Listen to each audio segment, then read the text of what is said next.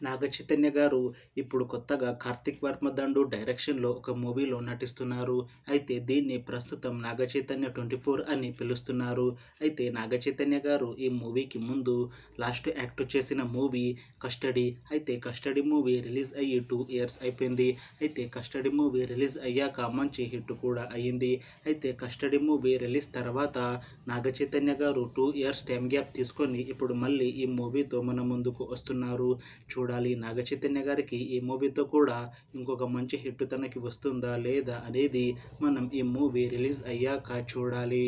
అయితే ఈ మూవీని డైరెక్ట్ చేస్తుంది 'కార్తీక్ వర్మ దండు'. అలానే ఈ మూవీని ప్రొడ్యూస్ చేస్తుంది 'బీవీఎస్ఎన్ ప్రసాద్'. ఇంకా ఈ మూవీకి మ్యూజిక్ డైరెక్టర్ 'ఆంజనేయ లోక్నాథ్'.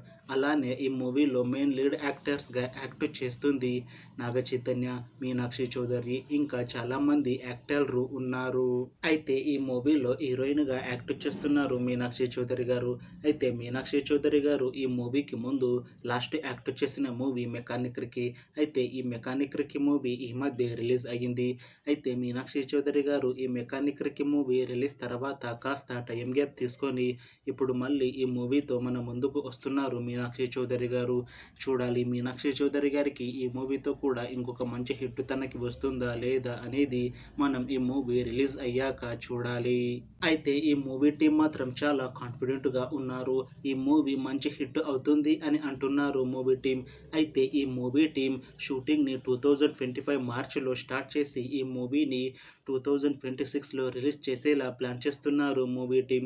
చూడాలి ఈ మూవీ రిలీజ్ అయ్యాక మంచి హిట్ అవుతుందా లేదా అనేది. అలానే ఈ మూవీతో నాగ చైతన్య గారికి ఇంకా మీనాక్షి చౌదరి గారికి ఇంకొక మంచి హిట్ వస్తుందా లేదా అనేది మనం ఈ మూవీ రిలీజ్ అయ్యాక చూడాలి.